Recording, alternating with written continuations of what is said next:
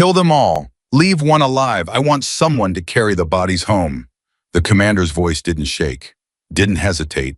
He said it the way a man orders something he has done before and enjoyed every time. 8 snipers, pre-positioned, hidden across 3 ridge lines for 6 days.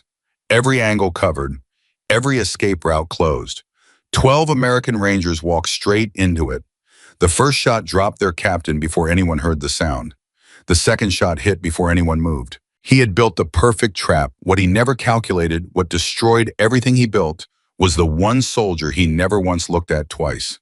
The quiet woman in the back. Subscribe to this channel, stay with me until the very end, and drop a comment telling me what city you're watching from. I want to see how far this story travels. Now let's go back to where it all began. She woke up that morning the same way she woke up every morning. Before the alarm, before the birds, before the gray light had even decided to show up along the edge of the Montana mountains. Sergeant Emily Carter sat up on the edge of her bunk, put her feet flat on the cold floor, and sat there for exactly 60 seconds without moving. She had done this every single morning for 8 years. Not because someone told her to, not because it was part of any training protocol, but because those 60 seconds were hers. The only 60 seconds in a soldier's day that belonged entirely to her. Then she stood up, made her bunk with corners tight enough to satisfy a drill sergeant who hadn't been born yet, laced her boots with the same deliberate patience she applied to everything in her life, and walked to the mess hall. She ate alone, not because she was unfriendly, not because she was arrogant, but because at 5:45 in the morning, most of the other Rangers were still dragging themselves toward consciousness, and Emily had already been thinking for an hour. The 5th Ranger Battalion's forward operating base sat in a valley between 2 mountain ranges in western Montana, deep enough into federal land that the nearest town was 40 miles of unpaved road away. The mission they were preparing for had been classified for 3 weeks. The full briefing had come through the night before. Emily had read every page twice, set the documents down, closed her eyes, and rebuilt the entire terrain map from memory. She did things like that. Nobody knew she did things like that. That was exactly how she preferred it. When Corporal Danny Torres sat down across from her at breakfast without asking permission, she didn't look up from her coffee. "You read the brief?" he asked. "Yes. What do you think?" She finally looked up. Danny was 23 years old, barely enough service time to shave, and had the kind of energy that made older soldiers tired just watching him. He was good, though. She had seen him perform under pressure. He was better than he looked, which meant he was exactly the kind of soldier she respected. "I think we'll be fine," she said. "Reynolds says we're in and out, 8 hours max." "He's probably right." "You don't sound sure." Emily took a slow sip of her coffee and set the mug down carefully. "I'm always sure," she said. "Until the moment something changes, then I adapt." Danny stared at her for a second like she had just spoken in a language he almost understood. "You're kind of weird, Carter," he said, but he said it with a grin. "Thank you," she said, completely serious. He laughed and went to get more food. Emily went back to her coffee and her thoughts. The briefing had been straightforward on paper. A domestic criminal weapons network had established a distribution hub somewhere in the mountain range northeast of their position. Intelligence suggested the network had acquired military-grade hardware, including suppressed long-range rifles, encrypted communications equipment, and enough ammunition to arm a small private army. The Rangers were tasked with reconnaissance only. Find the hub, photograph everything, mark coordinates for a follow-up team, and return to base. No engagement unless engaged first. Captain Michael Reynolds had made that last part very clear. Reynolds was the kind of officer who inspired loyalty because he earned it. He was 38 years old, had served 2 tours in Afghanistan and 1 in Syria, and had the kind of face that looked like it had been carved from something harder than skin. He ran his unit with a discipline that was never cruel and a fairness that was never soft. His Rangers trusted him completely, and he trusted them. What nobody in that unit had openly discussed was the fact that a surveillance operation into a known weapons network in mountain terrain that gave natural advantage to anyone who wanted to hide with enemy assets that included military-grade long-range rifles was not a reconnaissance mission in any traditional sense of the word. It was a reconnaissance mission that had a very real possibility of becoming something else entirely. Emily had thought about that for most of the night, but she hadn't said anything to anyone. That wasn't her place, not yet. The team assembled in the operations bay at 0600, 12 Rangers total. Reynolds briefed them one more time, walking through the route, the communication checkpoints, the extraction coordinates, and the rules of engagement. His voice was steady and professional. The soldiers around Emily listened with the focused calm of people who had done this enough times that their nerves had learned to behave themselves. Emily stood near the back of the group. She always stood near the back. Not because she was timid, not because she didn't belong at the front, but because standing at the back gave her the clearest view of everything, including the people. She watched her teammates as Reynolds talked. She noticed who shifted their weight when Reynolds mentioned the weapons network. She noticed who checked their gear a second time when he outlined the communication blackout zones. She noticed who laughed a little too quickly at a joke Reynolds made near the end of the briefing, the nervous laugh of someone trying to push something down. She cataloged all of it without making it obvious she was doing so. This was something she had been trained to do. Not trained in any classroom, trained through years of operating in environments where reading people was as important as reading terrain, where the wrong assessment of a teammate's mental state could end a mission before it began. She had worked with 12 Rangers over the past 6 months. She knew all of their names, their histories, their tendencies under stress, their strengths, and the specific ways each of them tended to fall apart when things went wrong.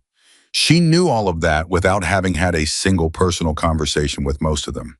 She was observant the way most people are simply not trained to be.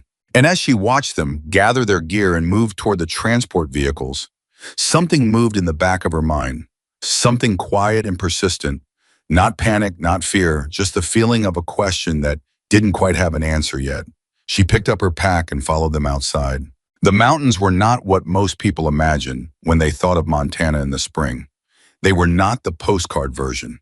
They were wild and unpredictable and ancient in a way that made modern equipment feel almost presumptuous. The forest didn't open up for you. The terrain didn't accommodate your timeline. The wind came from directions it wasn't supposed to come from, and the silence was the kind of silence that had weight to it. Emily loved it. She had grown up in a small town in rural Georgia, the daughter of a Vietnam veteran who had never talked about what he did overseas, but who had spent her entire childhood teaching her to move, quietly, observe carefully, and speak only when she had something worth saying. Her father had died when she was 19. Heart attack. Sudden and without warning, the way the hardest things always seem to arrive. She had enlisted 2 weeks after his funeral. Not out of grief, though grief was there, but because she had known since she was 12 years old that this was where she was going. Her father had known it too. He just hadn't lived long enough to see it. She had been exceptional from the beginning. Not loud about it, not obvious about it, but exceptional in the quiet and fundamental way that the best soldiers tend to be exceptional in the way they solve problems before other people have finished identifying them, in the way they read situations from angles nobody else thought to look from. Her marksmanship scores had been noticed immediately.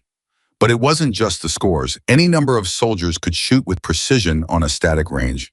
What made Emily different was what happened when the variables increased, when the wind shifted, when the target moved, when the light changed and the distance wasn't what the map said it was, when every factor that could complicate a shot was working against her simultaneously. She got quieter. She got slower in the ways that mattered and faster in the ways that counted, and she never missed. Her commanding officer at the time had recommended her for an evaluation that led to a very short and very carefully worded conversation with 2 men in civilian clothes who flew in from a location they never identified. She had agreed to what they proposed before they finished explaining it.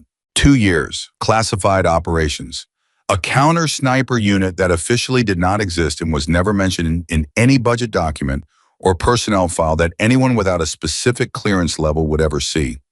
They didn't eliminate targets the way a conventional sniper did. They eliminated the people who were eliminating American soldiers. They hunted the hunters. They found the unfindable. And they did it in complete silence with no recognition, no medals, and no after-action reports that would survive past a single review cycle. Emily had thrived. She had completed 83 missions in 26 months. She had operated alone in terrain that would have challenged a full team. She had demonstrated a patience that her unit commanders described in classified evaluations as almost inhuman in its steadiness. She had never lost a target she was assigned to eliminate. She had never required extraction before completing an objective. And when the program was restructured and her unit was quietly dissolved, she had walked away from it the same way she walked away from everything, without looking back. She had requested reassignment to a conventional special operations unit. No explanation given. The request was granted. And 6 months ago, she had arrived at the 5th Ranger Battalion's forward operating base in western Montana with a single duffel bag, an unremarkable personnel file that mentioned none of her classified service, and absolutely no intention of ever explaining herself to anyone unless the situation demanded it.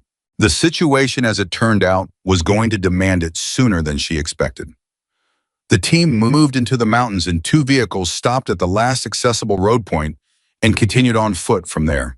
The route Reynolds had planned was sound. It kept them in the lower tree line for the first 3 miles, using the natural cover of the old-growth forest to mask their movement before climbing toward the ridgeline that gave the best line of sight to the suspected hub location. Emily walked near the middle of the column. She was always near the middle of the column. From there, she could watch everything in both directions without being obvious about it. They moved well, her team. Reynolds set a pace that was fast enough to stay on schedule and controlled enough that nobody was burning energy they'd need later. Communication was minimal. Hand signals, head nods, the professional shorthand of soldiers who had worked together long enough to not need words for most things. About 90 minutes into the march, Private First Class Lucas Webb, the youngest member of the unit at 21 years old, fell in step beside Emily. He had been trying to talk to her for 6 months. She had noticed this and found it endearing in the way that young soldiers who haven't yet learned that quiet is sometimes the most respectful thing you can offer tend to be endearing. "You doing okay?" he whispered. "I'm fine," she said. "You're always fine." "That's accurate." I was quiet for a moment, trying to decide if she was being friendly or dismissive. Emily didn't help him figure it out. She was watching the trees on the eastern ridgeline. "Can I ask you something?" Webb said. "You're going to regardless," he almost smiled. "The other guys, some of them wonder why you never talk about your background, like where you served before this. You know what I mean?" Emily considered the question for exactly the amount of time it deserved. "I served where I served," she said. "It's classified." "You could still say something in general terms." "I could," she agreed, "but I don't need to." "Why not?" She stopped walking for just a half second, something only Webb noticed, and looked at him with an expression that wasn't unkind but wasn't soft either. "Because what I was doesn't matter," she said quietly. "What I can do when it counts is the only thing that ever matters. You'll understand that eventually." Webb opened his mouth to say something else, but she had already turned her attention back to the trees. He fell back into his position in the column and said nothing more. They reached the forward observation position at approximately 10:15 in the morning. The hub site was visible from the ridgeline maybe 700 meters down the slope and across a shallow valley. Through binoculars, Reynolds studied it for a long time. Emily studied it with her naked eye first, then through her own optics, then without them again. She noted 6 structures, 2 vehicles, evidence of regular foot traffic between 3 of the structures. No visible sentries from this angle, which was not the same as no sentries. Reynolds called the team together in a low crouch behind a natural rock formation. "We're going to split," he said quietly. "Alpha element stays on the ridge with Carter and Torres. Bravo comes with me around the southern end for a better angle on the eastern structures. We'll coordinate photographs and rendezvous back here in 2 hours." Emily looked at the terrain to the south. She looked at it for a long time. Reynolds noticed. "Carter, something?" "The southern approach goes through a natural corridor," she said. "About 400 meters. Both sides are elevated." Reynolds studied his map. "It's the fastest route." "I know." "You're saying something." "I'm noting an observation," she said. "What you do with it is your call, sir." Reynolds held her gaze for a moment. He had learned over 6 months that when Carter said something, even something that sounded neutral, it was rarely neutral. She was the most precise communicator he had ever commanded, which meant every word she chose was exactly the word she intended. "Noted," he said, "but we stay on plan. Time is a factor." "Yes, sir." She said nothing more. Reynolds looked at her one more time as if weighing something, and then turned to organize a split. Emily watched him go with the same steady calm she applied to everything. And quietly, without drawing attention, she checked her gear one more time. Her rifle, her sidearm, the 3 items in her chest rig that nobody had ever asked about and that she had never explained. She was ready. She was always ready. She had simply been waiting to see what Reddy was going to have to mean today. They split as planned. Alpha element settled into the observation position on the ridge. Emily set up on the far left, giving herself the widest possible angle on the terrain below. Torres set up to her right with the camera in the communications unit. Two other Rangers, Sergeants Hall and Birch, took positions behind them as security. For 20 minutes, nothing happened. Torres photographed the hub site systematically. Emily watched everything else. She was watching the lines of sight. She was watching the places where the vegetation looked slightly different from how the wind and the light should have made it look. She was watching the negative spaces, the areas that should have had something in them and didn't. Then she heard it. Or more precisely, she didn't hear it. She felt it. The particular shift in the atmosphere that her body had learned to recognize over years of operating in exactly these kinds of environments. The change that happened when a space that had been still suddenly had intention in it. She did not move. She did not change her breathing. She simply went more still than she had already been, which was already very still, and she reached a conclusion in approximately 4 seconds. They were not alone on this ridgeline. Torres, she said, very quiet, very flat. Yeah. Close your camera. Put it under your body. He turned to look at her. His expression was somewhere between confused and offended. We're not done with. Do it now and tell Hall and Birch to stay flat. Something in her voice stopped the argument before it started. Torres had that much sense. He closed the camera and tucked it under him and looked at her sideways. Carter, what is... The shot that ended his sentence came from the southern ridgeline, not aimed at them. Not yet. The first shot went 300 meters down the slope into the corridor that Reynolds had taken with Bravo element. And the sound that followed it was the sound that Emily Carter had spent 2 years of her life hunting the source of.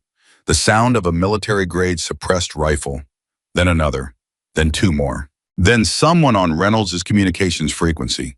A voice she recognized as Private Ortega said 4 words in a tone that compressed an entire catastrophe into a single breath. Contact, multiple, Bravo is hit. Emily was already moving, not running, moving. There is a difference. Running is what fear looks like. Moving is what purpose looks like. She had learned that distinction in the first 3 months of her classified assignment and had never forgotten it. She low-crawled backward from her position, used the rock formation to get vertical without silhouetting herself, and reached Torres in exactly the time it would have taken someone else to figure out which direction to go. Alpha to man, Torres was already saying into the radio, Bravo element is under fire in the southern corridor. We need... He stopped, tapped the radio, his face shifted. I've got nothing. Communications are down. Emily had expected that. How far is the backup team? She asked Hall. 40 minutes minimum, maybe 50. She nodded. 45 minutes was a long time. 45 minutes in this environment with suppressed sniper fire coming from established positions on elevated terrain against a team that had already taken casualties was not 45 minutes. It was an eternity. Hall looked at her. He was trying to keep his face under control and mostly managing it. What do we do? He asked. And this was the moment. Not the moment of the shots. Not the moment of the radio going dead. This moment. The moment when a team looks at the person beside them and asks the question that only gets asked when everything else has already run out. Emily Carter looked back at him, and for the first time in 6 months, she stopped being invisible. We take care of our people, she said. She reached for her rifle. And everything that she had spent 2 years learning and 2 more years carefully hiding and 6 months patiently carrying in silence came to the surface of every decision she made from that moment forward. Torres grabbed her arm, not aggressively, just desperately. Carter, there are snipers out there. You can't just... I know there are snipers out there, she said. Then you know we can't... I know exactly what I can do, she said quietly. She looked at his hand on her arm and he let go. Get to Hall and Birch. When I move, you stay flat and you stay quiet. You do not fire unless you have a confirmed target that poses a direct threat to you. You don't give them a position to aim at. Understood. Torres stared at her. Carter, he said. Who are you? She checked her rifle. She checked her scope. She checked the wind. Someone who's been listening, and she said, now stay down. And she moved into the trees, alone, on a ridgeline with at least 6 enemy snipers, in the direction of the sounds that everyone else was moving away from. Private Webb still in position and watching would later tell investigators that she didn't look like someone going into something. She looked like someone going home. He said that and then he had to stop talking for a minute before he could continue. Because what happened next was not something any of them had prepared for. Not even Emily. And Emily Carter was someone who prepared for everything. Down in the southern corridor, Captain Reynolds was bleeding into the ground where he'd been hit, and the soldiers around him were doing everything they could to hold what little ground they had left. They were good soldiers. They were fighting with everything they had, but what they were fighting against was precise, patient, and already positioned. They were running out of time in the way that soldiers run out of time when the numbers are wrong and the ground is wrong, and the only thing keeping them alive is the will to keep moving. And then from somewhere in the trees above them, they heard a single shot, then another, then a third. Reynolds looked up toward the ridgeline, pressing his hand against his shoulder wound, and said something that nobody around him could quite hear. But his Sergeant Corporal Jameson heard it. Reynolds said, "Someone's up there." Jameson looked up through the trees. "One of ours," Reynolds thought about it. About the angle of the shots, about the silence between them, about the fact that whatever was happening above them was methodical in a way that felt different from everything else happening around them. "I don't know," he said honestly. He would find out in 12 minutes. And the answer would change the way he thought about everything that had happened over the past 6 months. The answer was 6 feet tall, carried a rifle like an extension of her own intention, and had been standing quietly in the background of his unit for half a year while carrying more operational history than most people in special operations would accumulate in an entire career. The answer was Emily Carter, and she was just getting started. She moved through the trees the way water moves through stone, not around obstacles, through them, finding the path that wasn't obvious, the angle that wasn't expected, the position that an enemy would look at twice and still not see. Emily Carter had been in the forest for 43 seconds. She already knew where the first one was. Not because she had seen him. She hadn't. Not yet. But she had heard the shot that dropped Reynolds, and she had calculated the angle of entry, the suppression signature, the delay between the sound and the impact. And she had placed that shooter within a 40-meter radius on a ridgeline that she had studied from the observation point 20 minutes earlier. 40 meters. That was the margin she was working with. It was enough. Behind her, Torres had his face pressed against the cold ground and his hand pressed against his radio, trying frequencies that weren't answering. Hall and Birch were flat on their stomachs, weapons up, watching directions that probably didn't matter anymore. Webb had his eyes on the trees where Emily had disappeared, and he wasn't looking away. None of them spoke. Because somewhere in the training that had shaped each of them, they had learned that there are moments when speaking is the most dangerous thing you can do. This was one of those moments. Down in the corridor, Reynolds was still conscious. That surprised Jameson, who had been pressing both hands against the captain's shoulder wound and counting the seconds between radio attempts. The bullet had gone through the outer edge of the shoulder, missing the artery, by something Jameson estimated was the width of 2 fingers, but Reynolds had lost enough blood in the first 2 minutes to put most men on the ground and keep them there. Reynolds was not most men. "Talk to me," Reynolds said through his teeth. "2 confirmed positions," Jameson said. "Maybe 3, eastern tree line and above us on the left. I can't get a clean read on the third." "How many are down?" Jameson hesitated. Jameson. "Ortega's hit. Left leg, he's mobile. Peterson took a graze on the neck. He's okay. Kovacs is..." Another pause. "Kovacs is down, sir." Reynolds closed his eyes for 1 second. Just one. "How bad?" "He's breathing. That's all I can tell you right now." Reynolds opened his eyes. "Get him behind the rocks. Everybody get lower. Do not return fire until you have something worth shooting at. You understand me? They want us to show them where we are." Jameson relayed the order in a voice that was steadier than it had any right to be, and the Rangers in the corridor pressed themselves into whatever cover the terrain gave them and stopped firing blind into a forest that wasn't giving anything back. They were pinned, and they were going to stay pinned until something changed.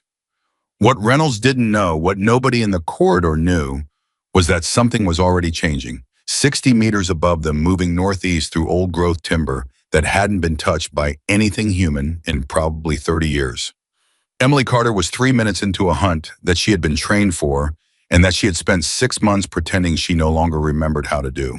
She remembered everything. She stopped behind a tree that was wide enough to put her completely out of any line of sight from below, and she went absolutely still, breathing through her nose. Slow, even. Her heart rate was not what a combat medic would describe as normal for someone in her situation. It was low, not because she wasn't afraid. Fear was a tool. She had learned to use it the way a carpenter uses tension in a joint. Let it hold things together. Don't let it control the structure. She closed her eyes. She listened. Wind from the northwest at approximately 8 miles per hour, gusting slightly, inconsistent enough to account for at the margins. Ambient sound from the lower forest, the movement of the Bravo element, were below, muffled and compressed by the terrain. And beneath all of it, something else. Something that most people would have filed under the general category of silence. Emily did not file it there. Because silence has texture. Silence has weight. And the specific texture of the silence coming from the ridgeline 40 meters to her northeast had the particular density of a space where a human being is trying very hard to be nothing. She opened her eyes. She moved. She covered the 40 meters in a pattern that looked random and was not. She changed her angle 4 times. She used 3 different pieces of natural cover in a sequence that gave her a moving profile that would have been nearly impossible to track, even for someone who knew she was there. The enemy sniper on that ridgeline did not know she was there. He was watching the corridor below. He was patient, disciplined, professional, in the way that the most dangerous opponents are always professional, because professionals are harder to predict than amateurs, and they don't make the obvious mistakes that give themselves away. He almost didn't make a mistake at all. Almost. He shifted his weight by 3 inches. His left knee moved slightly to compensate for a position he had held too long. Emily saw it. Not the man, the movement. The 3-inch displacement of a shadow that had been perfectly stationary for 20 minutes, and then was not. She settled. She breathed out.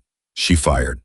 The sound of her shot was absorbed by the mountain, the way all sounds are eventually absorbed by things larger than themselves.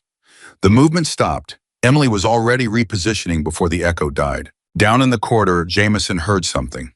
It wasn't the flat crack of the enemy fire they'd been taking. It was different, slightly different pitch, different angle.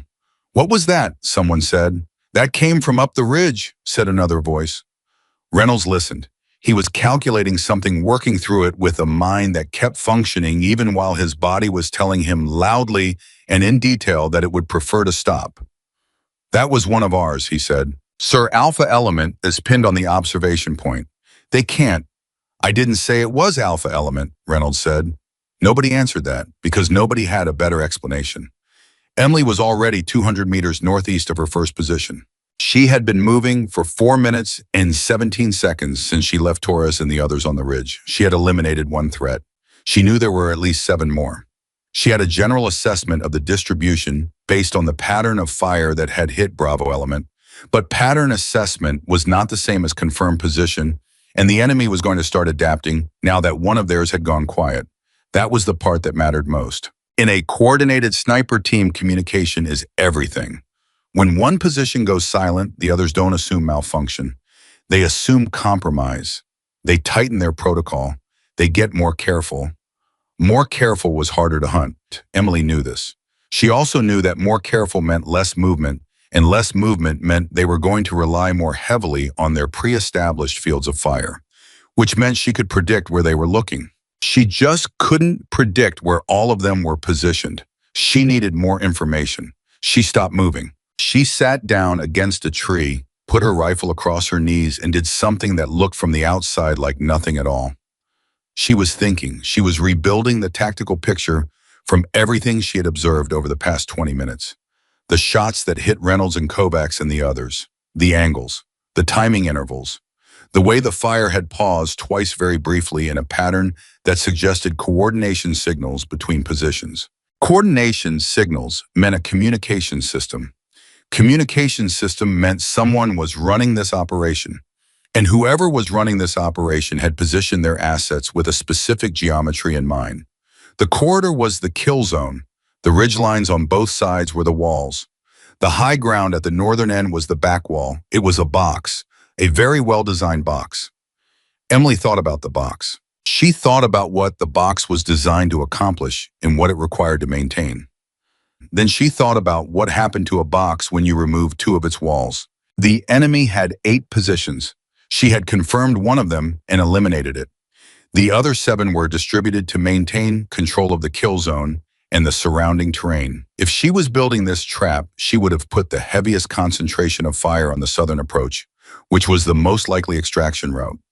She would have put secondary positions on the eastern ridgeline to prevent flanking. And she would have put one position, probably the highest value one, at a point that gave oversight of everything else. A command position. She started moving toward the high ground. Torres, back at the observation point, had finally gotten a partial signal on the secondary communications frequency. It was broken and unreliable, cutting in and out with the particular frustration of signal that is present enough to give you hope and inconsistent enough to make that hope pointless. He kept trying. Alpha to anyone, we have a situation. Bravo is engaged in the southern corridor. We have one soldier moving independently into hostile terrain. I repeat, we have a solo operator in the field. Does anyone copy? Static, static. Then for exactly 2 seconds, something that might have been a voice. Then static again. Webb was watching the trees. He hadn't stopped watching the trees. Torres, he said quietly. Not now, Webb. Torres, I heard another shot. Torres looked up from the radio. Direction northeast, high up. Birch rolled toward them without standing up. That's 2 shots from up there. Neither of them sounded like the enemy fire. Because they're not, Webb said. He said it with a certainty that surprised all of them, including himself. That's Carter. She's up there. Hall made a sound that wasn't quite a laugh and wasn't quite disbelief. Carter is one person. There are at least 6 enemy shooters. You're telling me she's just... I'm telling you what I heard, Webb said. And I'm telling you those shots are working their way northeast. She's moving. She's hunting them. The 4 of them looked at each other. Torres keyed the radio again. Then he stopped and put it down. Because another shot echoed from the high ridgeline, then another. Hall said something very quiet that was not appropriate for general audiences. Down in the corridor, Reynolds heard those shots too. Jameson was on his knees beside the captain, maintaining pressure on the wound, watching Reynolds' face for the signs of a man starting to lose the fight with blood loss. Reynolds was not losing that fight. That's consistent fire from the ridgeline, Reynolds said. Not suppressing fire, not cover fire, deliberate fire. Sir. The intervals, Reynolds said. Listen to the intervals between shots. That's not someone laying down volume. That's someone who knows exactly where they're aiming before they pull the trigger. Jameson listened. Another shot, from a position further northeast than the previous ones. She's moving between shots, Jameson said slowly, like the idea was assembling itself in his head in real time. She fires and moves, fires and moves. She's not giving them an anchor point, Reynolds said. Jameson stared at him. Sir, who is that? Reynolds didn't answer immediately. He was thinking about 6 months of briefings and operations and quiet moments in the operations bay. He was thinking about a soldier who stood at the back of every room and said exactly as much as she needed to say, and nothing more. He was thinking about one specific morning, maybe 3 months ago, when he had been reviewing a map at 0:30 and turned around to find Carter standing in the doorway of the operations bay, not studying the map herself, but watching him study it. And when he'd asked her how long she'd been standing there, she had simply said, long enough. He'd thought about that moment for a week afterward and never quite figured out what to do with it. Now he thought he understood. I don't know, he said honestly, but I think she's keeping us alive. Emily was at the base of the high ground, 6 minutes and 40 seconds since her first shot. She had confirmed 2 more positions and eliminated them on the way here. 3 down, 5 remaining. The enemy had gone very quiet in the past 90 seconds, which told her they were communicating, reassessing, and most critically trying to locate her. They hadn't. She was certain of that because she was still breathing. The high ground above her was a natural granite formation. Not dramatic. Nothing that would make a photograph, but elevated enough to give a clear view of every approach and every position below it. It was exactly where she would have put a command post. She started climbing. Not the obvious way, not the route that the terrain seemed to invite. She went up the back side, the exposed side, the side that anyone planning a defensive position would have considered an unlikely approach because it required covering ground with less concealment. They would have prioritized watching the approaches with cover because that was where someone coming for them would logically go. Emily was not interested in logic. She was interested in the spaces logic left empty. She was near the top when she heard a voice, not a shot, a voice, low-controlled speaking into a radio in a language she identified immediately as not English. She had enough operational experience with the specific network they were targeting to recognize the dialect. She pressed herself against the granite and listened for 4 seconds. She didn't need more than 4 seconds. The voice was giving position coordinates. Revised position coordinates, and the tone of the voice calm on the surface with something underneath it that was not calm at all, told her everything about the psychological state of the man speaking. He was rattled. He was holding it together professionally, but he was rattled and he was trying to redirect his remaining assets to triangulate a position that kept moving on him. Her position. I was trying to find her. Emily took one breath. She went over the top of the formation in a single controlled movement, covered the 6 feet between her and the command position in less time than it takes to register surprise, and the commander with the radio had exactly enough time to turn his head before she had his weapon arm controlled and his radio on the ground. "Stop," she said, very quiet, very flat. He stopped. I was older than she expected, mid-50s, the face of someone who had done this work for a long time and had the kind of stillness that comes not from training alone, but from years of confirming that the training works. Under different circumstances in a different life, she might have recognized something in him. She didn't have time for that. "How many remain?" she asked. He looked at her with the specific expression of a professional who is calculating his options and finding them unsatisfactory. "You're one person," he said, in English, clear and deliberate. "My people will find you." "How many remain?" she said again. He said nothing. Emily made a decision in the space of one breath. She zip-tied his hands to the rock formation with the restraints she carried in her chest, rigged the ones nobody had ever asked about, disabled his remaining equipment with 3 practice movements, and picked up his radio. She listened to it for 15 seconds.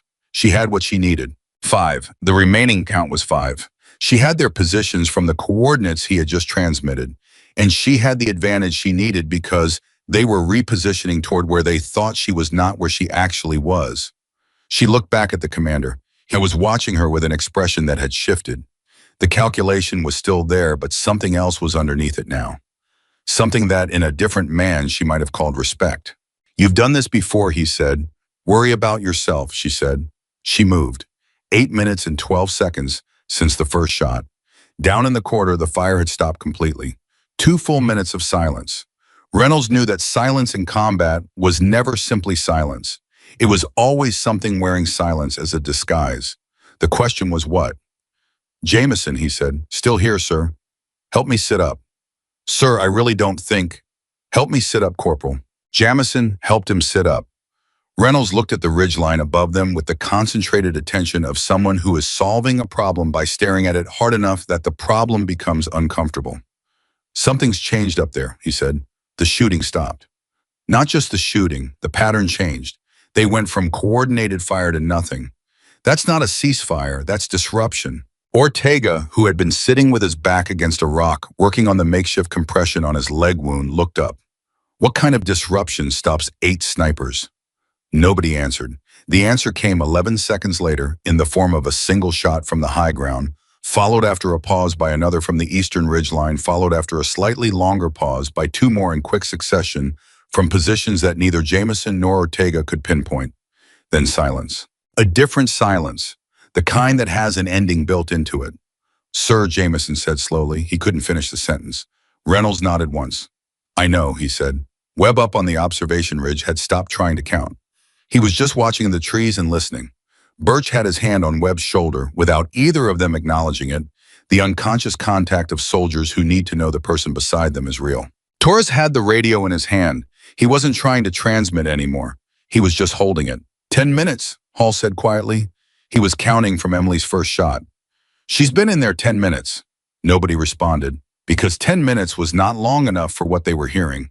10 minutes was not long enough for one person to systematically dismantle an entrenched, coordinated professional sniper team in mountain terrain with no support and no backup.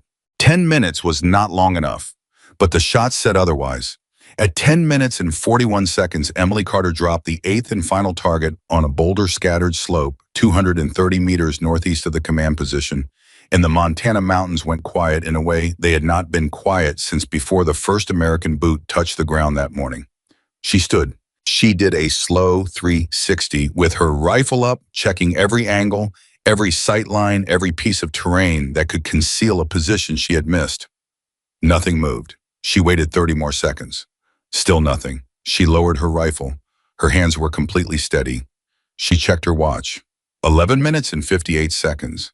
She took one long breath through her nose and let it out slow. Then she started moving back down the mountain toward the corridor. Toward Reynolds. Toward her team. Reynolds heard her before he saw her.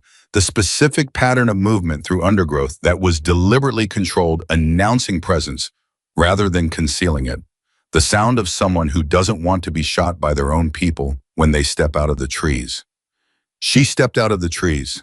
Jameson made a sound like something structural had given way inside his chest. Ortega stopped working on his leg. Reynolds looked at her. She was covering ground toward them in a steady walk. Rifle slung, moving with the same unhurried deliberateness that she moved with everywhere all the time. In the operations bay, in the mess hall, in the briefing room. The same walk, like she had stepped out to check something and was now coming back. She stopped in front of Reynolds and crouched down to his level. She looked at his shoulder. She looked at his face. She made the rapid assessment of a person who has done battlefield medicine at a level nobody in this unit was aware she had done it. The wound needs pressure and it needs it maintained, she said. You need fluids. Backup team is probably 20 minutes out now. You'll make it. Reynolds looked at her for a long time. Carter, he said. Sir, what just happened? She held his gaze steadily. We had a problem, she said. I solved it. Reynolds absorbed that. How many? 8. Jameson made the sound again. 8 positions, Reynolds said, needing to be clear. 8 positions, 8 targets. The team commander is secured on the high ground. You'll want to get someone up there for the radio equipment and whatever intelligence he was carrying. I didn't have time to do a full sweep. Reynolds kept looking at her. Behind her, Hall and Torres and Webb had come down from the ridge and were standing in a loose group with the expression of people who are trying to match what they thought they understood about the world with something the world just showed them that doesn't fit. Webb's mouth was open. Torres had his radio in his hand and had forgotten it was there. Hall, who was the most senior of the three and the least given to visible emotion, had an expression on his face that he would not have let anyone photograph. Reynolds said, "Who are you?" Emily looked at him, not defensively, not proudly, just directly with the same steady attention she gave everything. "I'm the same person I was this morning, sir," she said. Reynolds shook his head slowly. "No," he said, "you're not." She didn't argue with him because he wasn't wrong. This morning she had been Sergeant Emily Carter, the quiet operator in the back of the briefing room who carried equipment and followed orders and never tried to prove anything to anyone. The person they underestimated, not because they were careless, but because she had let them. She had chosen that version of herself every single day for 6 months because that version was honest. She wasn't performing humility. She genuinely had nothing to prove. But now the thing she had been carrying in silence for 6 months had stepped out of the silence and there was no putting it back. Ortega was watching her from his position against the rock. "Carter," he said. His voice was different from normal, quieter, more careful. How long have you been able to do that?" She considered the question. "A while," she said. "A while," he repeated. He looked at Jameson. Jameson looked at Hall. Hall looked at Torres. Torres looked at Webb. Webb was still looking at Emily. "You told me this morning," Webb said. His voice had the texture of someone reaching for something just outside their grasp. "You said what you can do when it counts is the only thing that matters." He paused. "You knew. This morning, before any of this, you knew this was coming." Emily looked at him for a moment. "I didn't know," she said. "I prepared. For this specific, for whatever it turned out to be." She said, "You prepare for the unknown. You don't know its shape until it arrives. You just know it's coming eventually. It always is." Webb stared at her. He didn't have anything to say to that. Nobody did. 17 minutes later, the backup team arrived. They found 12 Rangers operational, 3 with injuries of varying severity. 1 enemy, commander in restraints on the high ground, and 8 eliminated positions distributed across a ridgeline in a pattern that the lead tactical coordinator from the backup team would later describe in his official report as one of the most textbook perfect counter-sniper sweeps he had seen documented outside of a classified training environment. When he asked who had executed the sweep, Reynolds told him. The coordinator looked across the clearing at Emily Carter, who was sitting on a rock eating a protein bar and watching the backup team work with the patient attention of someone with nothing left to prove. The coordinator said. Reynolds said. The coordinator was quiet for a moment. Then he said, "Does she have a name in the system?" Reynolds thought about that, about the personnel file he had read 6 months ago that told him almost nothing, about the classified indicator on her record that he had been cleared to see but not to inquire about.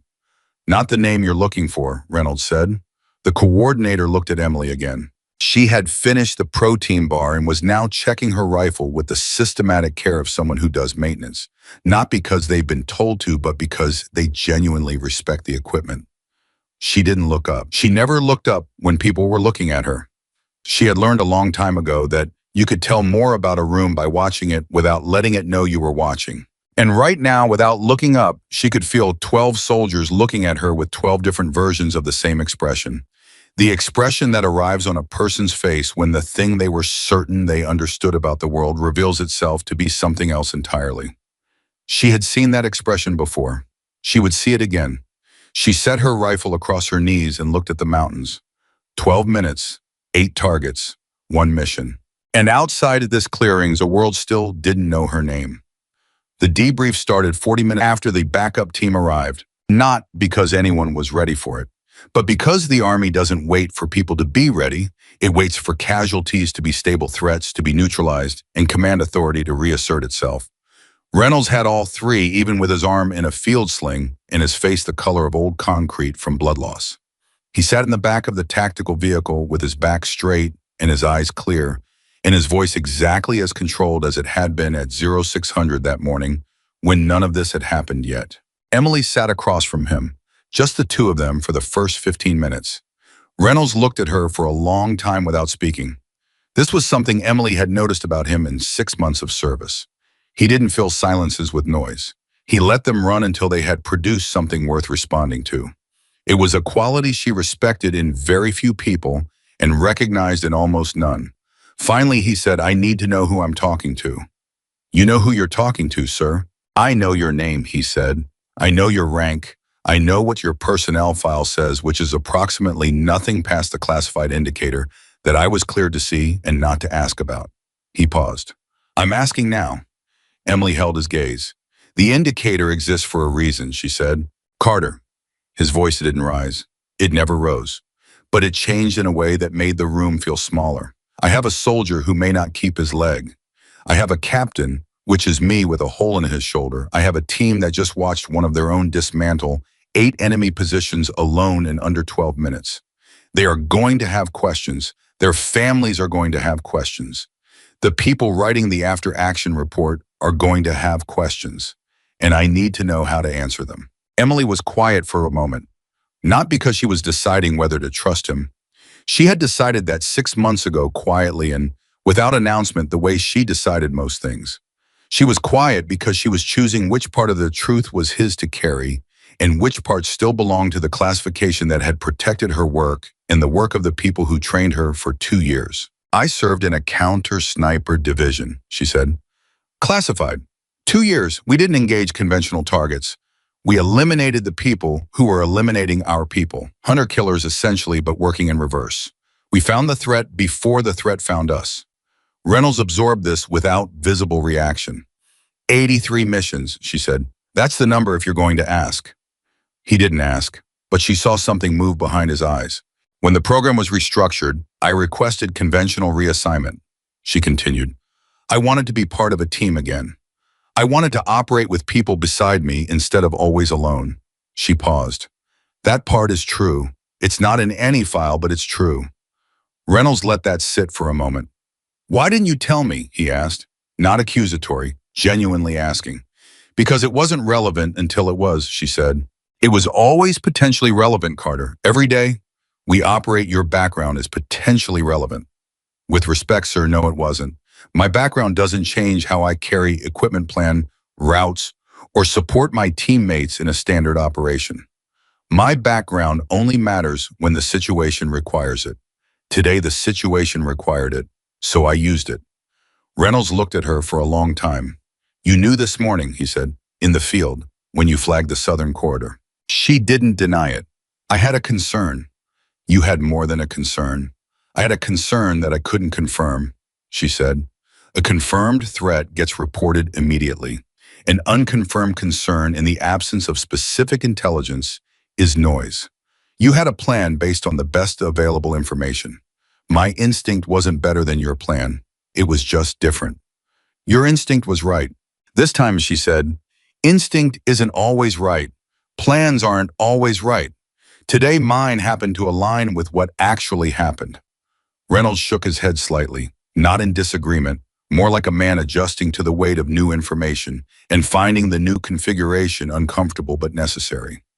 What happens now, he asked. That's your call, sir, she said. What would you want to happen? She considered the question with the same deliberate honesty she gave everything. I'd want things to go back to the way they were this morning, she said. Before the shooting started, I was useful to this team in the way I was. I'd like to stay useful in the same way. Reynolds almost smiled. Not quite. I don't think that option is available anymore, he said. Emily nodded slowly. I know, she said. I just wanted to say it. The debrief with the full team happened an hour later, back at the base in the operations bay that Emily had walked into 6 months ago, with a single duffel bag and an unremarkable file. The room felt different from how it had ever felt before, and Emily understood why. It's not the room that changes, it's the knowledge of the people in it. Reynolds stood at the front arm in the field sling and told them what he knew. The classified indicators, the 2 years, the 83 missions, the counter-sniper program. He kept it factual and brief because Reynolds was never the kind of officer who performed the revelation. He gave people information and let them decide what to do with it. The room was very quiet while he talked. Emily sat in her usual place. The back. She watched their faces. Torres was looking at the floor. He was the one who had grabbed her arm when she moved into the trees, and she could see him turning that over in his mind, understanding now what that moment had cost him in terms of the gap between what he thought he was stopping and what he was actually reaching for. Hall had the expression of a man doing math and not liking the answer. He was recalculating every interaction he'd had with Emily in 6 months through a lens that had completely changed its focal length, and the recalculation was producing conclusions that were making him sit very still. Birch hadn't moved since Reynolds started talking. He was the kind of soldier who responded to significant information by becoming a statue. Emily had observed this before in smaller situations. It was his way of making sure he absorbed everything before he responded to any of it. Webb was the one who surprised her. Webb was 21 years old and had been in the unit less time than anyone except Emily herself. He should have been the most disoriented by this, the most thrown. But when Emily glanced at him, she found him looking directly at her with an expression she hadn't expected. Not shock, not confusion, not the recalculating look that the others were wearing. Recognition. Like someone who had suspected something for a long time and was now simply watching the confirmation arrive. He caught her looking at him and didn't look away.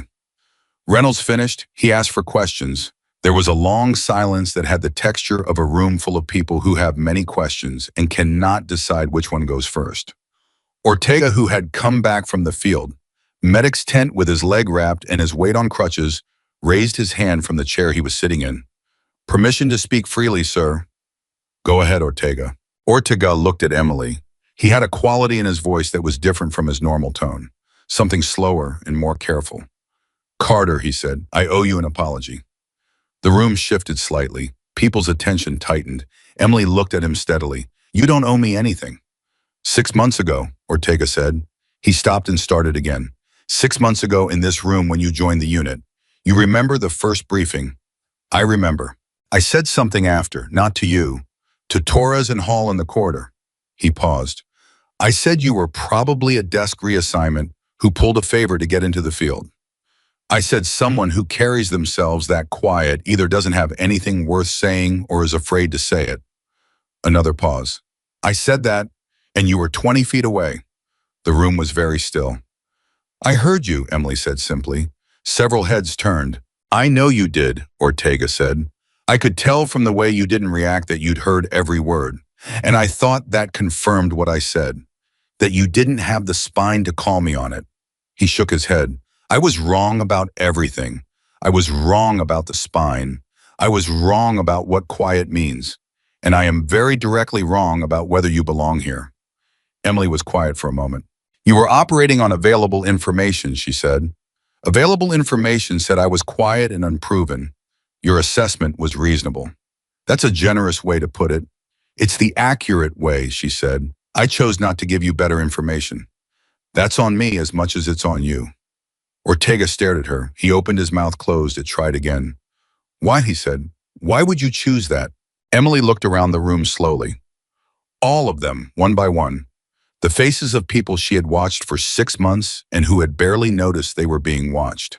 Because the moment you tell people what you can do, she said, you stop being a person to them and you become an expectation. And expectations change how you operate. They change what people ask of you and what they don't. They change the team dynamic in ways that are subtle and often damaging. She paused. I wanted to be part of this team, not a legend in it, not a resource, a member. Silence. Then Torres said, still not looking up from the floor, we didn't treat you like a member. You treated me like what you thought I was, Emily said. That's what people do. That's not an excuse. I'm not offering one, she said. I'm offering an explanation. Those are different things. Torres finally looked up. His jaw was tight in the way of a man who was holding himself accountable for something with no one to argue with about it. This morning, he said, when you moved into the trees, I grabbed your arm. You did. I thought I was stopping you from doing something reckless. I know what you thought. I was wrong. You were doing what a teammate does when they think someone is about to get killed, Emily said. There is nothing wrong with that instinct. Don't apologize for the instinct. Just update the information. Torres held her gaze for a long moment. Then he nodded, short, sharp. The nod of a man who has filed something permanently. Reynolds, who had been watching this exchange with the focused attention he gave. Everything looked around the room. Anything else, he asked. Hall raised his hand. This was notable because Hall never raised his hand.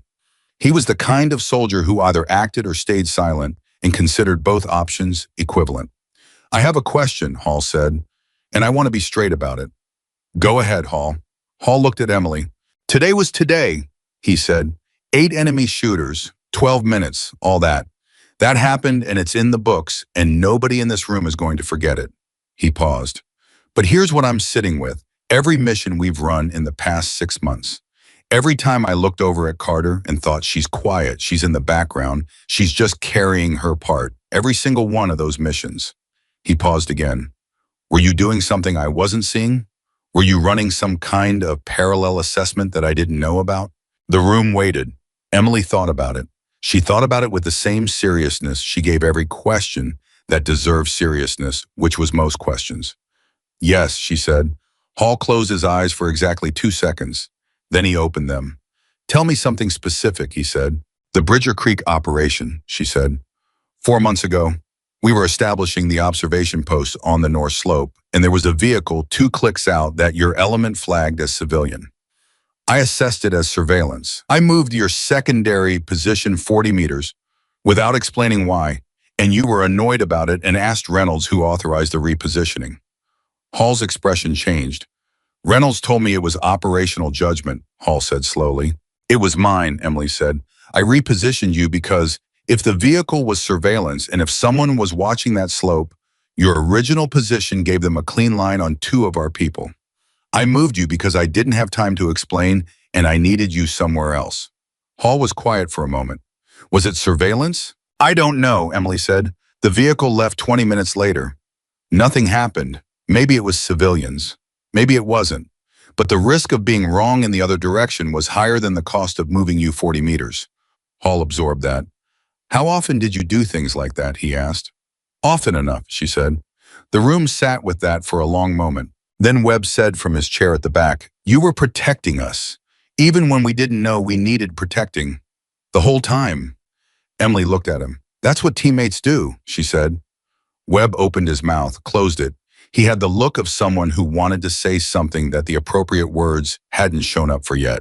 Then Reynolds said, "I need to make some calls. Everyone get some rest. The investigation team will want formal statements tomorrow." He looked at Emily with an expression she couldn't fully categorize and added, "Carter, hang back." The room emptied. When it was just the two of them again, Reynolds didn't sit back down. He stood in the middle of the operations bay, arm in the sling, and looked at her with the particular expression of someone who has been leading people for a long time and has just realized that one of the people they were leading was also in certain specific ways leading them. He said, "What you did today, the way you moved, the way you found them." He stopped, started again. "I've served with some genuinely exceptional soldiers, Carter. I've seen people do things in the field that I couldn't have trained for. What you did today was in a different category." "I was trained for it," she said. "You were trained for the mechanics of it," he said. "The mechanics are part of it. The calm is the rest of it. The specific kind of calm you had when you told us to give you 30 seconds of cover fire. That kind of calm doesn't come from training alone." Emily was quiet. "It comes from certainty," Reynolds said. "And certainty that's specific in that specific situation comes from experience, which means you've been in situations like this before, not just in training, real situations." She met his eyes. "Some of the missions were real," she said. "Most of them." Reynolds nodded slowly. "Were you ever scared?" he asked. The question surprised her, not because it was inappropriate, but because Reynolds was not typically a man who asked about the emotional interior of his soldiers. He managed them, supported them, pushed them, and protected them. But he didn't usually go looking inside the place where the feeling lived. She thought about it honestly. "Every time," she said. "Every single time. But you didn't show it." "Showing it doesn't help," she said. "Feeling it does. Fear is information. It tells you the stakes are real. It makes you sharper. But if you let it into your hands, into your breathing, into your trigger finger, it costs you the precision you need." She paused. "So I learned where to keep it." Reynolds looked at her for a long time after that. "Where do you keep it?" he asked. "Somewhere it can watch without driving," she said. He was quiet for a moment. Then he said, "I'm going to recommend you for a commendation. I want you to know that in advance." "I appreciate it. And I want you to know that I also intend to have a conversation with the people who designed your personnel file, because what happened today is a direct result of operational intelligence that should have been accessible to me as your commanding officer, and it wasn't. And today that gap cost us casualties that might have been prevented." Emily looked at him carefully. "You can't know that," she said. "I can speculate." "Speculation is not the same as evidence." "Carter." He met her eyes. "If I had known this morning what I know right now, I would not have taken the southern corridor." The words landed in the room and stayed there. She held his gaze. "Maybe," she said, "or maybe the intelligence picture would have looked the same and you'd have made the same call. You were working with what you had. That's all any commander can do." Reynolds shook his head. "Stop defending the system that failed you," he said quietly. That hit something. Not visibly. Emily was too controlled for it to show in any way that Reynolds could see. But it hit something and she felt it, and she allowed herself to feel it for exactly as long as it took her to understand what it was. She had spent 2 years in a classified program that used her and protected her and valued her work and never once put her name on any of it. She had spent 6 months in this unit being invisible by choice. She had carried the weight of what she knew and what she could do without complaint, without recognition, without any expectation of either. She had told herself that was a choice. Reynolds had just suggested that maybe some of it wasn't. "That's worth thinking about," she said finally. "Yes," Reynolds said. "It is." He started toward the door, stopped, turned back. "One more question," he said. "Sir, this morning at breakfast, when Torres sat down with you, he told me about it afterward. He said you told him you were always sure until something changed, and then you adapted." Reynolds paused. "Was that for his benefit or yours?" Emily thought about that. "Both," she said. Reynolds almost smiled. "Get some rest," he said. "Tomorrow is going to be a long day." He left. Emily sat alone in the operations bay for a few minutes. She didn't do anything in particular. She just sat with the quiet of the room and let the day settle into the place where the day was going to have to live.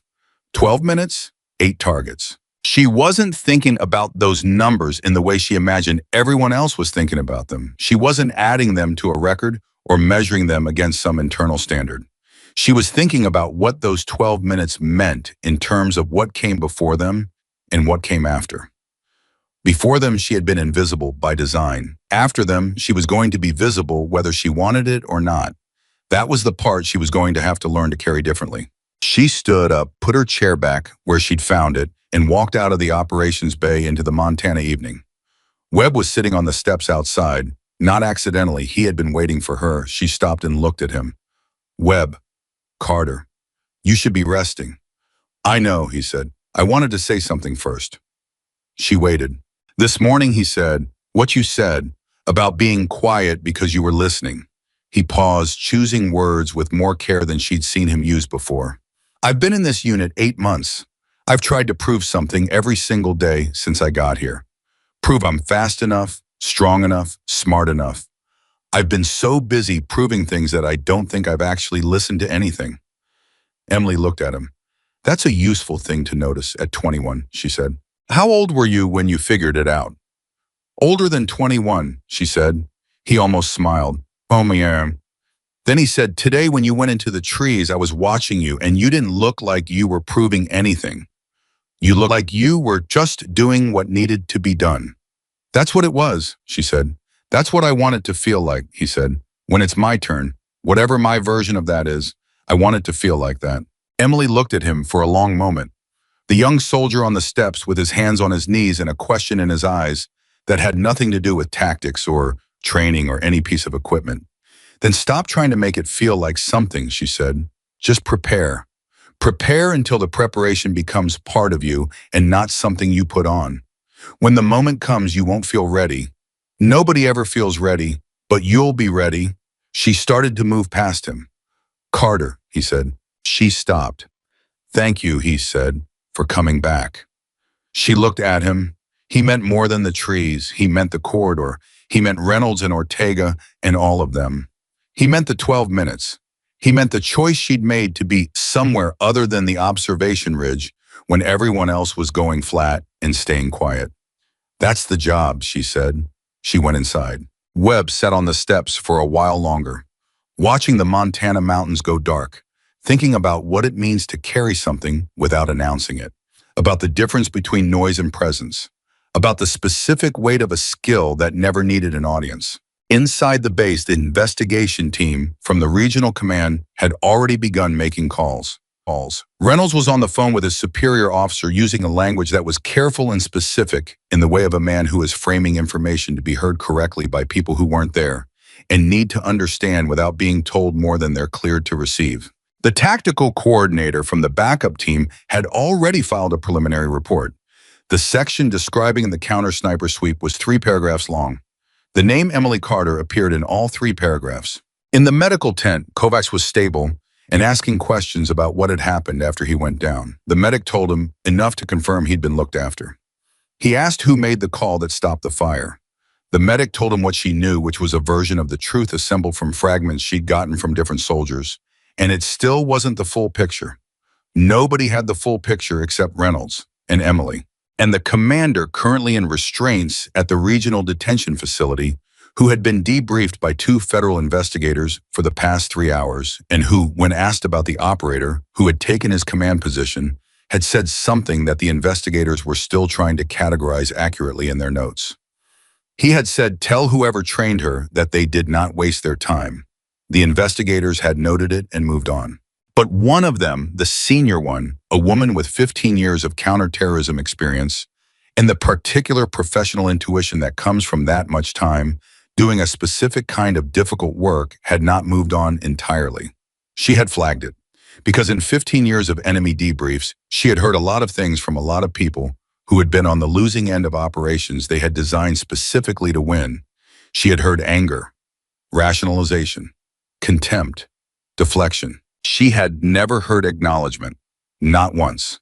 And a man who spent 6 days building a perfect trap and had it completely dismantled by a single operator in under 12 minutes, and who then said that whoever trained that operator had not wasted their time, was not a man who was simply processing a loss. He was a man who had encountered something that rearranged his understanding of what was possible. The senior investigator sat in the vehicle on the way back to the regional command and thought about that for a long time. Then she pulled up the preliminary report from the tactical coordinator, found the name Emily Carter, and requested the full file. She was told the file had a classified indicator. She gave her clearance level. There was a pause on the line.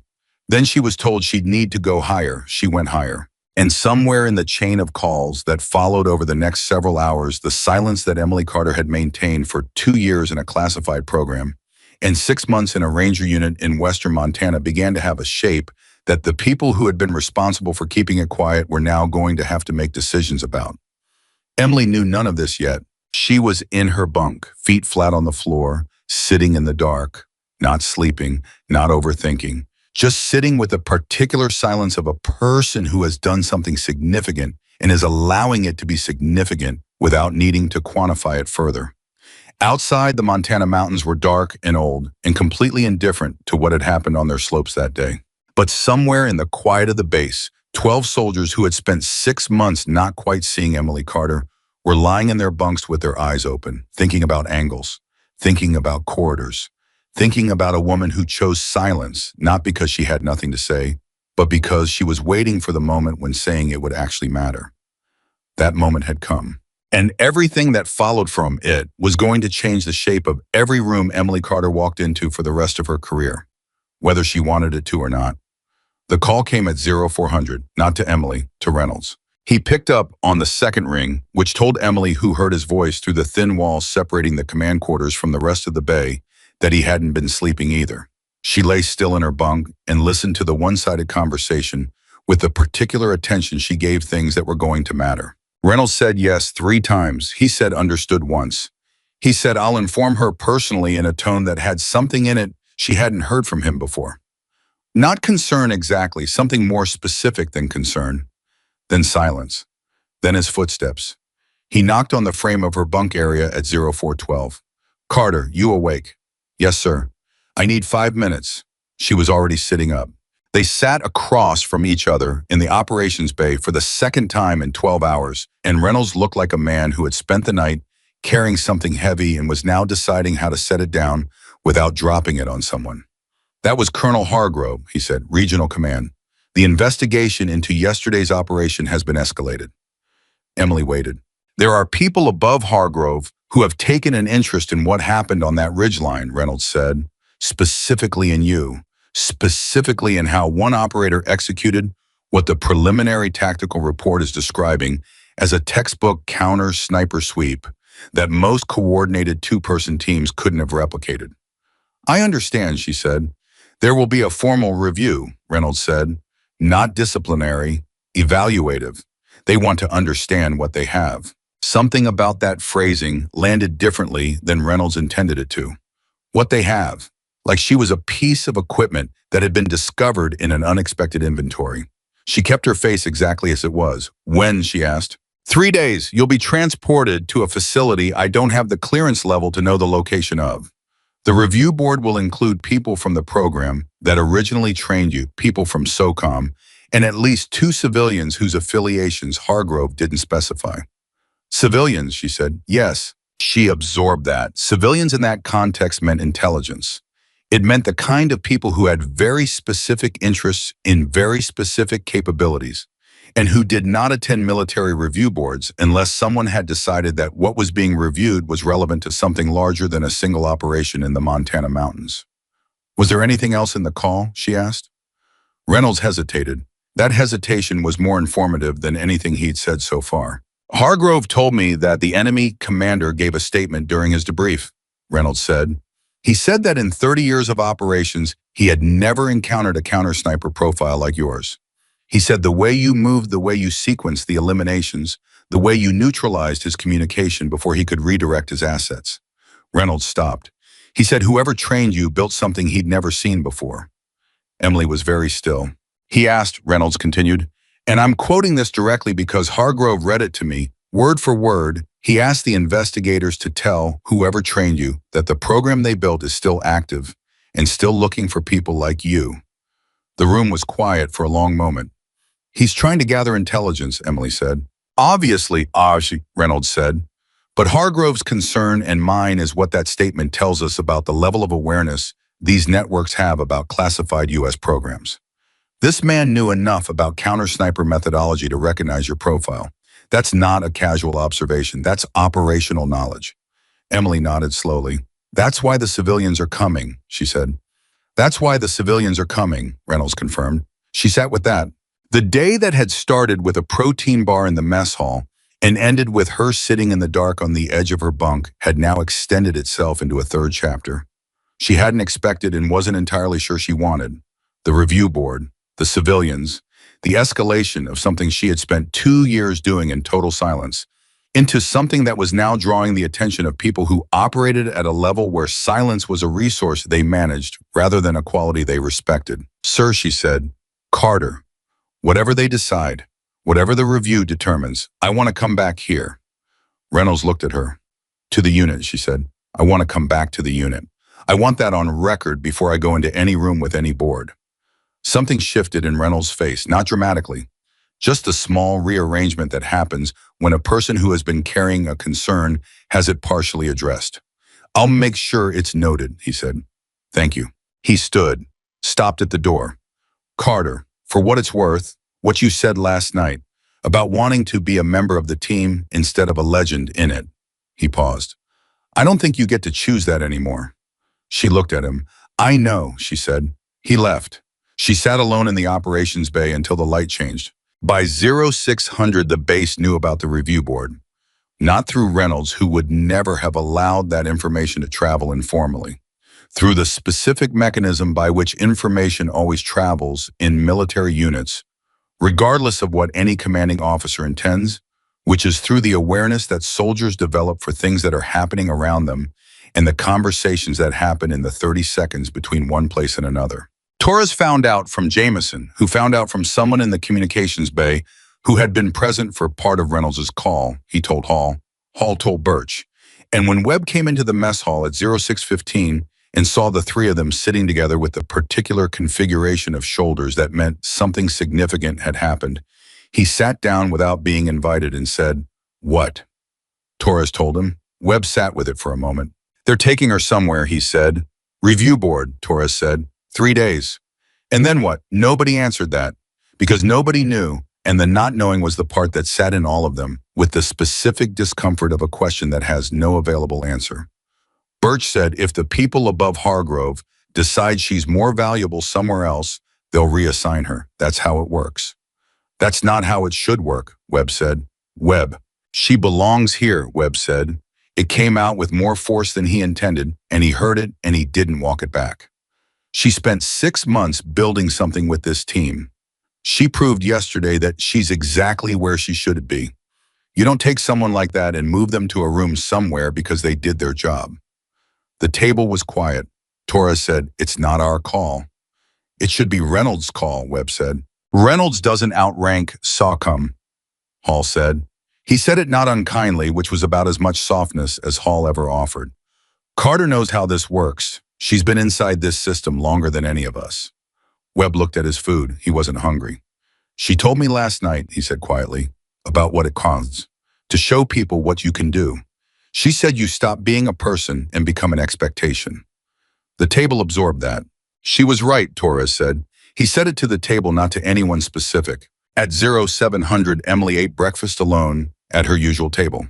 The mess hall was fuller than normal for a morning after an operation, because soldiers who have been through something tend to need the specific comfort of communal space and food, even when they're not hungry. She could feel the attention of the room without looking up, the particular quality of attention that is trying very hard to look like something else. She ate her eggs and drank her coffee and did not perform unawareness of any of it. At 0732, Private First Class Lucas Webb sat down across from her without asking permission, exactly the way he had done the morning before. Exactly 1 day ago, 23 hours ago, before any of this existed, she looked up. You heard, she said, about the board. Yes. You shouldn't be concerned about it.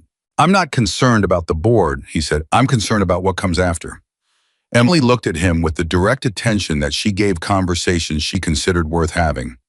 What comes after isn't determined yet, she said.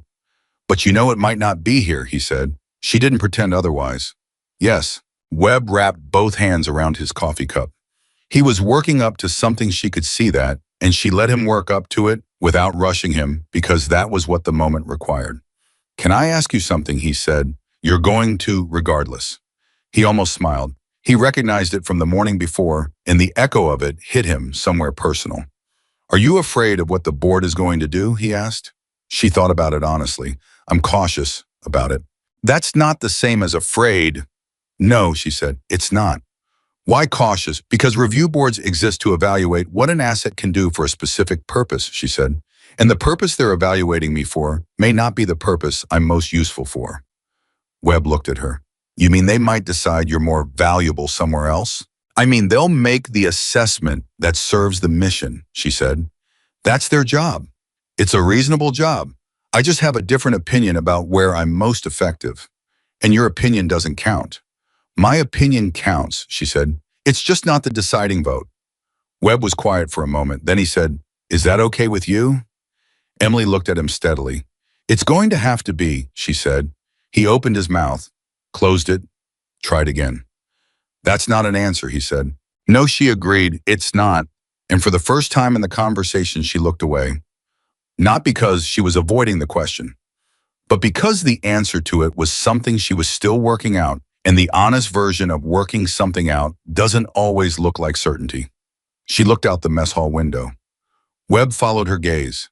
Montana mountains, same as they'd always been, same as they'd been yesterday when everything was different and today when everything had changed. Carter, he said. Webb, whatever happens, what you did yesterday. He stopped. I'm not going to forget it. She looked back at him. I know, she said, and neither is anyone else in this unit. She held his gaze. That's what I'm afraid of, she said quietly. He understood what she meant. Not fame as reward, fame as the thing that made it harder to do the work. The thing that turned a soldier into a symbol, and a symbol into a target, and a target into something that the people who design operations start planning around in ways that serve their purposes and not necessarily yours. He understood it, and he didn't have anything to fix it. So he just sat with her, which was, of all the things he could have done, exactly the right one.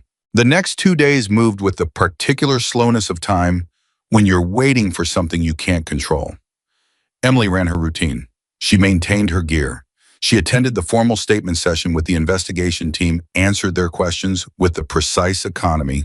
She applied to all communication and signed her name to a statement that covered the operational facts and excluded the personal interior of the 12 minutes in a way that was accurate without being complete.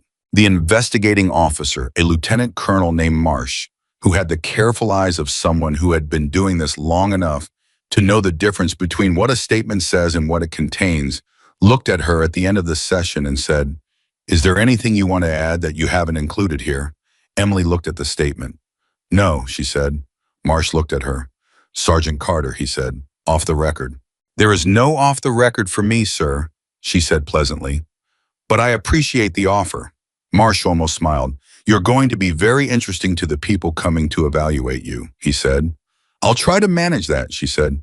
She stood, picked up her copy of the statement and left. On the morning of the third day, a vehicle arrived at 0530.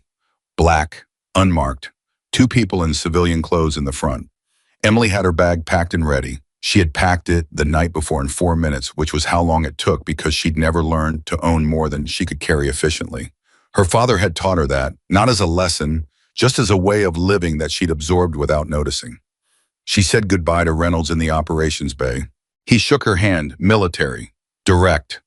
Whatever they offer you, he said, remember what you told me, what you want.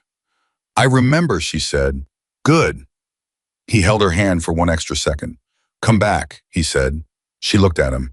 That's the plan, she said. Outside, Torres and Hall and Birch were standing near the vehicle with the awkward posture of soldiers who want to say something and have not determined what. Torres finally stepped forward and said, You'd better come back, Carter, in a voice that was trying to be casual and achieving something closer to sincere. Planning on it, she said. Hall put his hand out. She shook it. He nodded once, which from Hall was approximately equivalent to a speech. Birch said nothing, but he put his fist against his chest briefly and tilted his head, which Emily understood as the gesture of a man who has no words, but has the full weight of his respect and is offering it in the only way he knows how. She put her bag in the vehicle. Webb was standing at the edge of the group. He had his hands in his jacket pockets and his jaw set in the way of someone who is very deliberately not showing what they're feeling. She walked over to him. Webb. Carter. She looked at him for a moment. When it's your turn, she said. You'll know. He nodded, tight, once. Be safe, he said. Always, she said. She got in the vehicle. It pulled out of the base at 0544. Emily watched the operations bay disappear through the rear window for exactly as long as it took to clear the gate. Then she faced forward. The facility was 4 hours away. Emily knew the general region from her time in the classified program, though she had never been to this specific location. The two people in the front did not speak to her, and she did not speak to them. She looked out the window and thought. She thought about her father. She thought about him not in the way she usually thought about him, which was in moments of preparation and steadiness, but in the specific way she only allowed herself to think about him when something significant was happening that she couldn't yet see the shape of. He had been a man who understood transition, who had come back from a war that nobody wanted to talk about and built a life in the space between what he'd been and what he was going to become. He had never been clean about it. It had cost him things. She had watched it cost him things from the time she was old enough to see clearly, but he had done it with his integrity intact. That was the part she held on to. She arrived at the facility at 0951. The review board met at 1100. The room was not dramatic. Conference table, 6 chairs on one side, 1 chair on the other, fluorescent light. The specific institutional neutrality of a room designed to make the person sitting alone on one side of a table feel evaluated without feeling accused. Emily understood the psychology of it and declined to be affected by it. She sat down. The 6 people across from her, represented as Reynolds, had described a combination of military and civilian authority. She recognized 2 of them, Colonel Patricia Voss, who had been one of the program architects from her counter-sniper training, and who looked at Emily with an expression that was warm in a way she was working to keep professional, and a man she knew only as Richards, which was almost certainly not his real name, who had sat in on 2 of her mission debriefs in the classified program, and who had the specific stillness of someone whose entire professional life had been spent in rooms exactly like this one. The others were unfamiliar. The board chair was a general she hadn't encountered before, Brigadier General Alan Tate. He had the compact, deliberate presence of a man who had been in command of things for long enough that authority had become atmospheric rather than performed. Tate looked at her the way you look at something that has been described to you accurately, but is still different from what you expected. Sergeant Carter, he said, General. You understand why you're here? Yes, sir. Then let's not waste each other's time with preamble, he said. Tell me about the 12 minutes, Emily told him. Not the version she'd given Marsh. Not the version she'd given Reynolds. The full version. The technical version. The version that included the decision tree she'd run from the moment she identified the first position through the final shot, including the specific calculations she'd made about the enemy command position, the intelligence she'd extracted from the commander's radio transmission, and the sequence of repositioning that had prevented the remaining assets from triangulating on her. She talked for 22 minutes without stopping. The board listened without interrupting. When she finished, Tate looked at her for a long moment. Then he looked at Voss. Voss said, Carter, what you just described, the sequencing, the command position, identification, the radio intercept, that's not standard counter-sniper protocol. No, ma'am, Emily said. That's improvised, Voss said. In the field, under fire. Yes, ma'am. Walk me through the radio intercept specifically, Voss said. You made a decision to approach the command position instead of continuing to clear the remaining assets in sequence. Why? Emily had been waiting for this question. It was the right question. It was the question that went to the specific decision that had changed everything. Because clearing assets in sequence assumes the assets are stable, she said. These assets were not stable. They were adapting, and adapting assets get harder to find the longer they have to do it. The command position was the node everything else ran through. Take the node, you get the map. You get the positions, the timing, the frequencies. You get everything their coordination depended on. She paused. Without that information, I'm hunting blind in terrain I don't fully know against people who've had 6 days to learn it. With that information, I'm hunting with a map they gave me. Voss sat back slightly. Richards, who had not spoken, said quietly, "How long did the intercept take?" 4 seconds, Emily said. Silence. "You made a full tactical reassessment in 4 seconds based on a partial radio transmission," Richards said. "Yes." "From a language you're not formally certified in." Emily looked at him. "I spent 2 years in environments where that language was operationally relevant," she said. "Formal certification isn't the only path to functional proficiency." Richards looked at her for a long time, then he wrote something down. The board asked questions for another 40 minutes. The questions were precise and layered in the way of people who already know most of the answers and are evaluating not the information but the person providing it. Emily answered each one with the same direct economy she applied to all communication and watched the room the way she watched every room, noting what the questions revealed about the asker as much as what her answers revealed about her. At 12:47, Tate called a recess. Emily was taken to a small adjacent room with water and a chair and left alone for 31 minutes. She did not spend those 31 minutes in anxiety. She spent them in the same deliberate stillness she had cultivated since she was 19 years old, standing at her father's grave in rural Georgia, telling herself that whatever came next, she was going to meet it with her eyes open and her hands steady. At 13:18, she was called back in. Tate looked at her. "We have a proposal," he said. She waited. "There is a program," he said, "not the one that trained you, something newer, something that has been in development for 3 years and has been waiting for the right person to build it around." He paused. "The mission profile is broader than counter-sniper. It involves training, consultation, and selective field operations in environments where the specific combination of skills you demonstrated 3 days ago would be operationally decisive." Emily was very still. "It would require leaving the 5th Rangers," Tate said.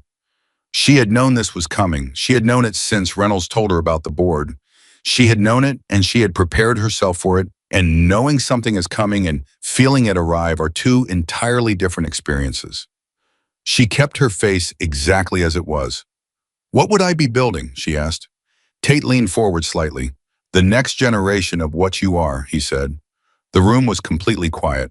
Emily looked at the table for a moment, then at Tate, then at Voss, who was watching her with the expression of someone who has brought a long journey to a destination and is waiting to see how the person who made the journey feels about where they've arrived. "How long?" Emily asked.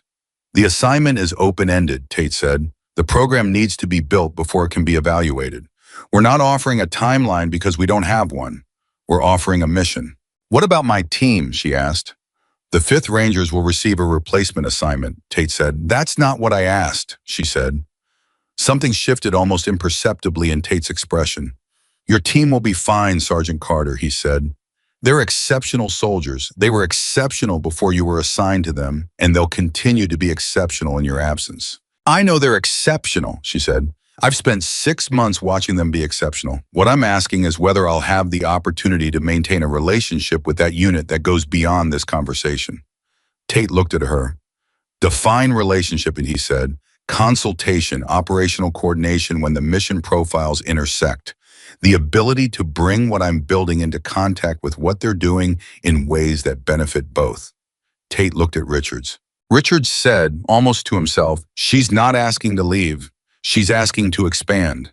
"Yes," Emily said. Tate was quiet for a moment. "That's not a no," he said carefully. "I'll take that," she said. He almost smiled. "You realize," he said, "that most people in your position receiving this offer in this room would be asking about rank and compensation and operational authority." "I know what the rank will be," she said. "The compensation follows accordingly. An operational authority in a program I'm building from the ground up is implicit in the assignment or the program doesn't function." She paused. "The only thing that needed clarification was my team." Tate looked at Richards again. Richards had an expression that was almost something that could be called impressed. "Colonel Voss," Tate said, "recommendation." Voss looked at Emily. "Accept," she said, without hesitation. Tate nodded once. He looked at Emily. "You have 24 hours to think about it," he said. "I don't need 24 hours," she said. "Carter." I've been thinking about it since Reynolds told me the board was convening, she said. I thought about it on the drive here. I thought about it in the 30 minutes you left me alone in the other room. I've thought about it enough. She met his eyes. My condition is contact with the 5th Rangers at operationally appropriate intervals and the ability to bring what I build back into collaboration with that unit. Subject to classification constraints and mission priority, Tate said. Understood. Then we have an agreement, he said. He put his hand out across the table. Emily shook it, firm, direct. The handshake of a soldier who has just accepted a mission that has no defined endpoint, no guaranteed outcome, and no roadmap beyond the specific combination of skill and patience and quiet certainty that she had been carrying since she was 19 years old in a small town in rural Georgia, watching her father's casket go into the ground and deciding without drama or ceremony that she was going to become someone worth the life she'd been given. Tate released her hand. Welcome to the program, Sergeant Carter, he said.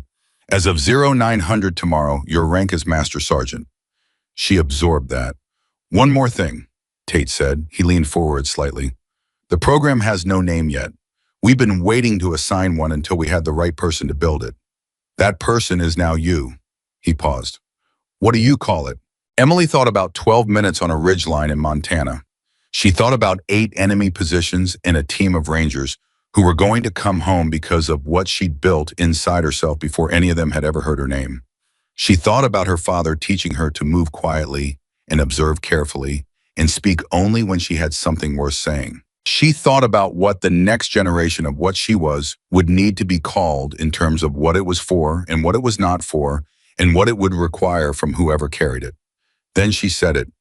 Listening post, she said. Tate looked at her. Then he nodded. Listening post, he said, and wrote it down.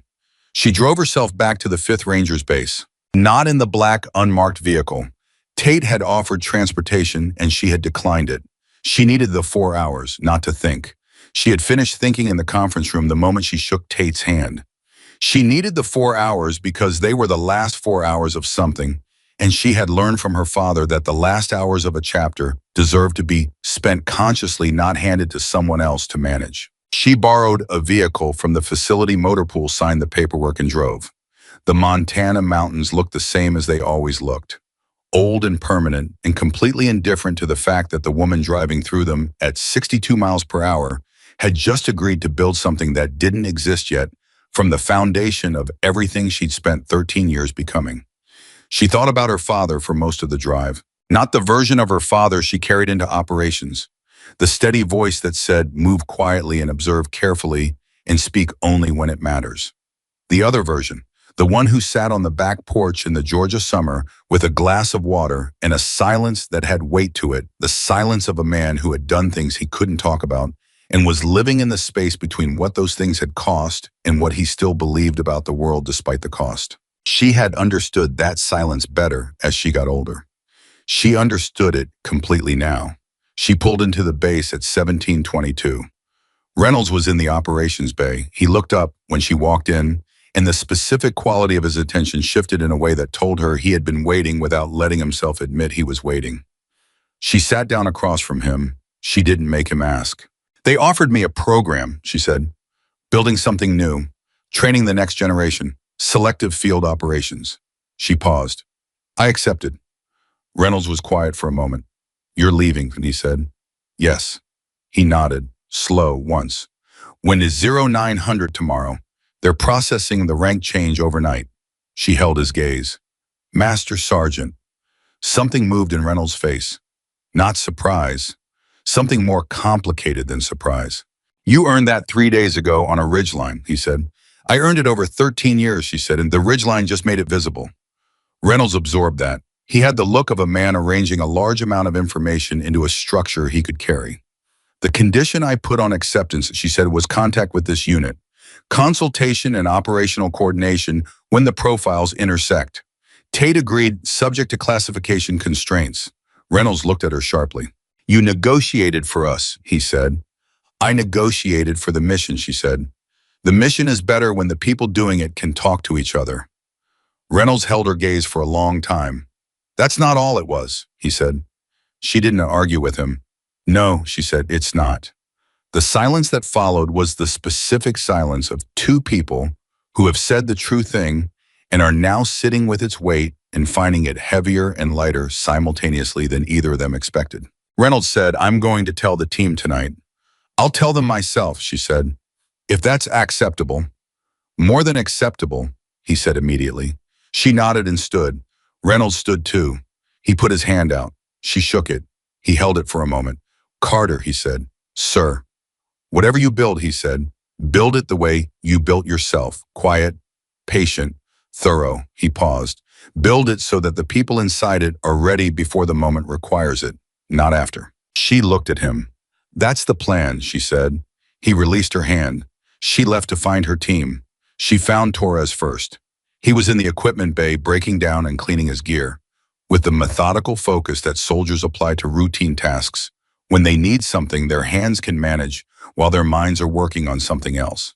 He looked up when she walked in. He read her face in about 2 seconds. "You're not coming back," he said. "I'm coming back," she said. "Not to this assignment, but I'm coming back." Torres set down what he was holding.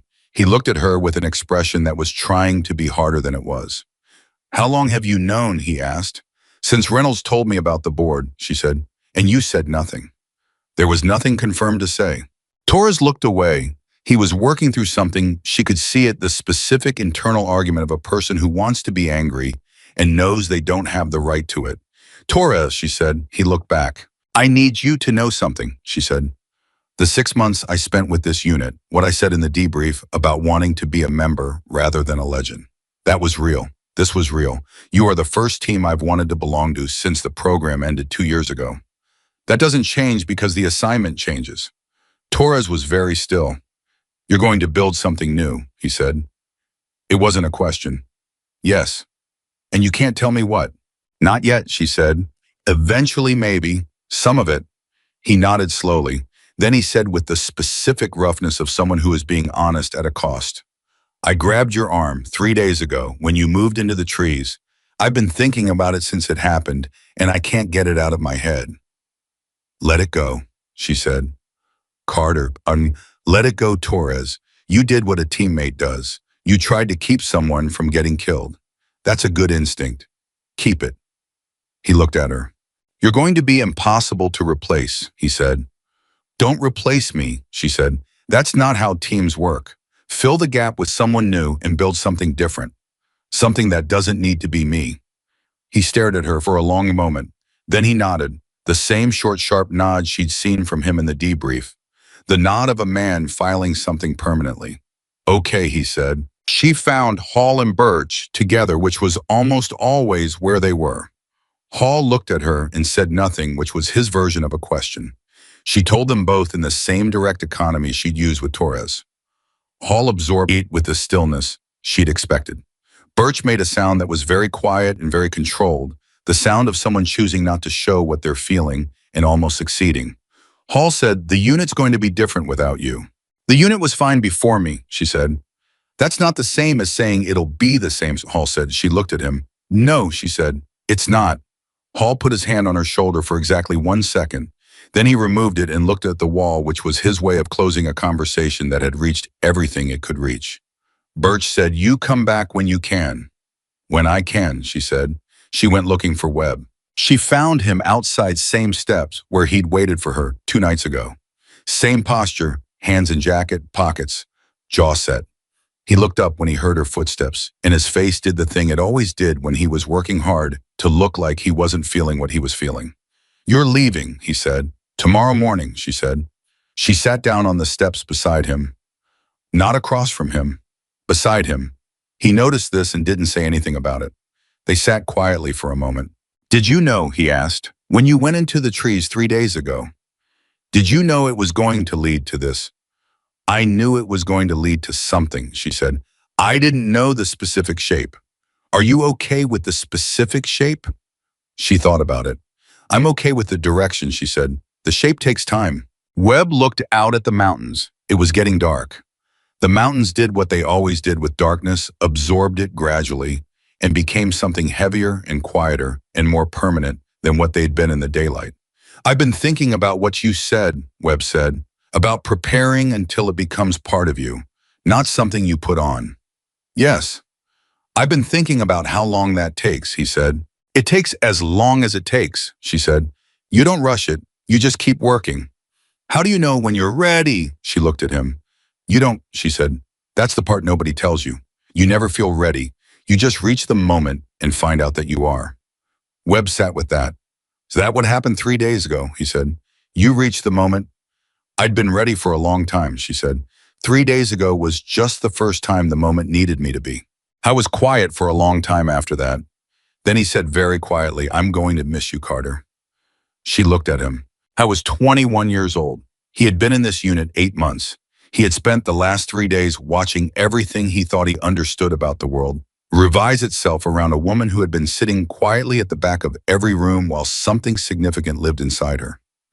And he was sitting on the steps of a military base in Montana telling her he was going to miss her with the specific sincerity of someone who hasn't yet learned that sincerity is supposed to be more complicated than that. She was glad he hadn't learned it yet. You're going to be fine, Webb, she said. I know, he said. That's not what I said. She looked at him for a moment. I know what you said, she said. She stood up. He stood up too. She put her hand out. He looked at it. Then he shook it. Firm. Direct. The handshake of a soldier, not the handshake of a kid who was figuring himself out on steps at dusk. The distance between those two things was smaller than he realized.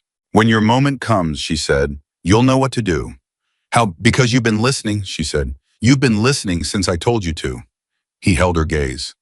I learned from someone, he said.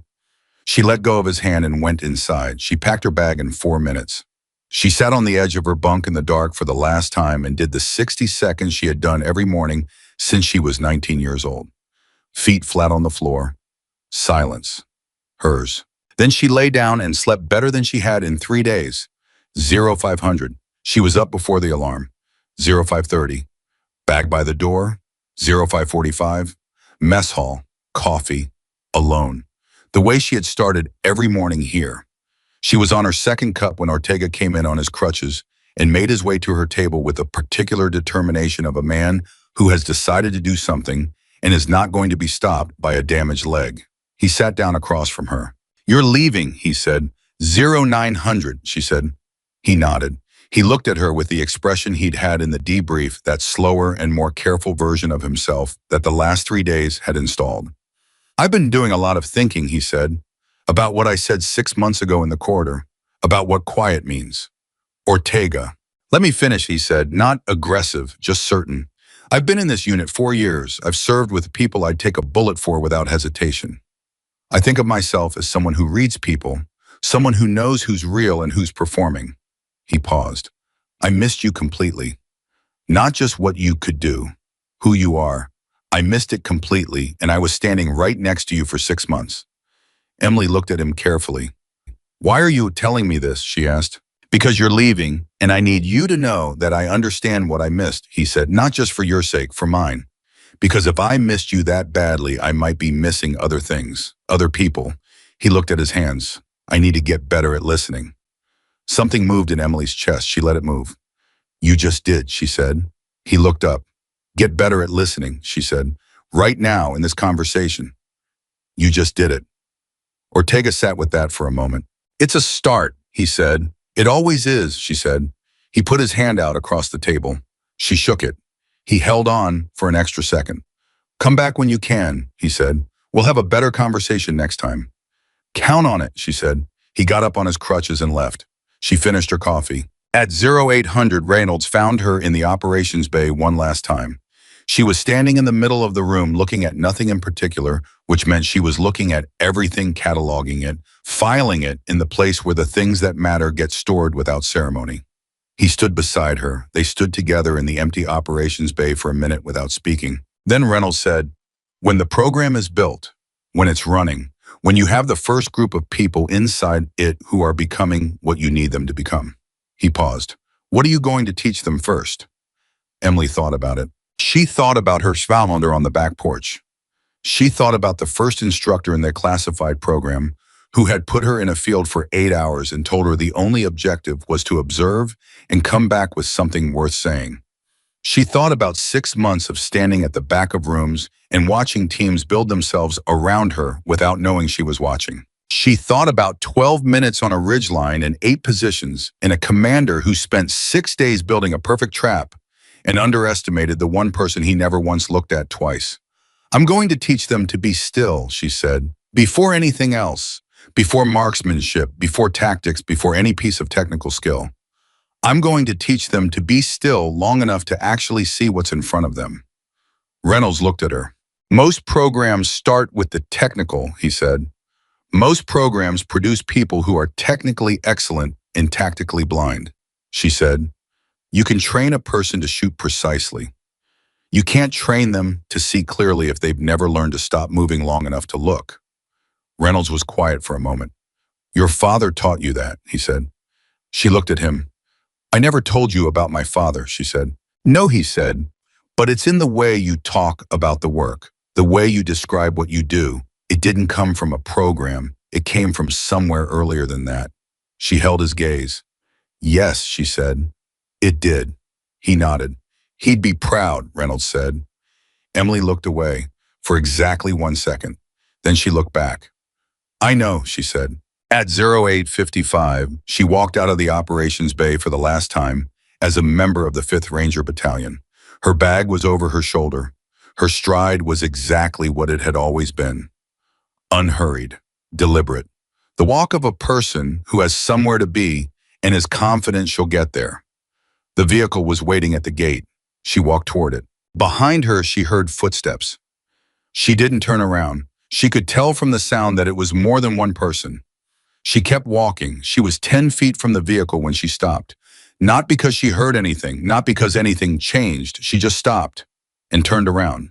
The entire unit was there. All of them, Reynolds, Torres, Hall, Birch, Webb, Ortega on his crutches, Jameson and Peterson and the others whose names she had learned in the first week and whose habits and tendencies and specific ways of holding themselves under pressure she had cataloged over 6 months without any of them knowing. They were standing in a loose formation. Not rigid, not ceremonial, just together.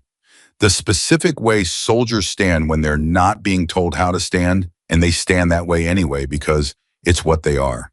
Nobody spoke. Emily looked at them for a long moment. She thought about what she had said to Webb about proving things, about what she had said to the full team about choosing silence, not because she had nothing to say, but because she was waiting for the moment when saying it mattered. She thought about what she had never said. In 6 months of standing at the back of rooms and watching and listening and carrying the weight of everything she was without announcing it, she put her bag down. She walked back toward them. She stopped in front of Webb first because he was the youngest and because he had been the most honest and because somewhere in the 8 months he'd been here, he had learned something that a lot of soldiers twice his age were still working on. You're going to be exactly who you need to be, she said. Quiet, direct, just to him. He nodded once. His jaw was working. She moved to Torres. You would have stopped at me if I wasn't ready, she said. You need to know that. What you did in the trees was the right instinct. It was. Torres met her eyes. Keep the instinct, she said. Just keep updating the information. He nodded. She moved to Hall. She didn't say anything to Hall. She just looked at him. He looked back. That was enough. It had always been enough with Hall. Words between them had always been approximately twice as expensive as silence and delivered half as much. She moved to Ortega. 4 years in this unit, she said, and you're just now learning to listen. You've got good timing. He laughed, short, sudden, genuine. The laugh of a man who didn't expect to laugh and found that it was exactly the right response.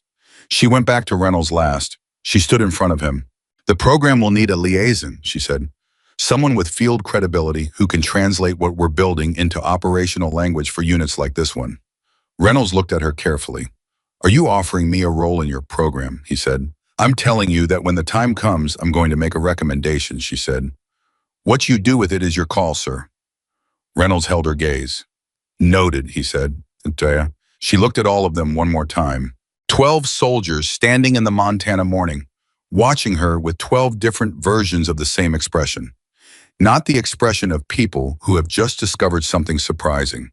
The expression of people who now see clearly something that was always there and are learning to hold the weight of what their own blindness cost them. She had forgiven them for it before any of them asked. She picked up her bag. She turned and walked to the vehicle. She put her bag in the back. She opened the passenger door. She stopped. She looked back at the mountains one more time, old and permanent and built from something that had taken longer than any human lifetime to become what it was. Her father had told her once, sitting on the back porch in Georgia with his glass of water and his weighted silence, that the only things worth building were the things that would still be standing when you weren't around to see them anymore. She had been 12 years old. She hadn't understood it then. She understood it now completely. She got in the vehicle. The vehicle pulled away at 0902 minutes. Webb watched it go until he couldn't see it anymore. Then he stood there a little longer anyway, because he had learned something from the woman who had just left about the value of staying still after something significant has moved through a space, about sitting with the absence rather than filling it immediately with noise. He stood there and he was still, and Reynolds stood beside him without saying anything. And the whole unit, without being told to, stayed where they were for an extra minute in the Montana morning, because some departures deserved more than turning away.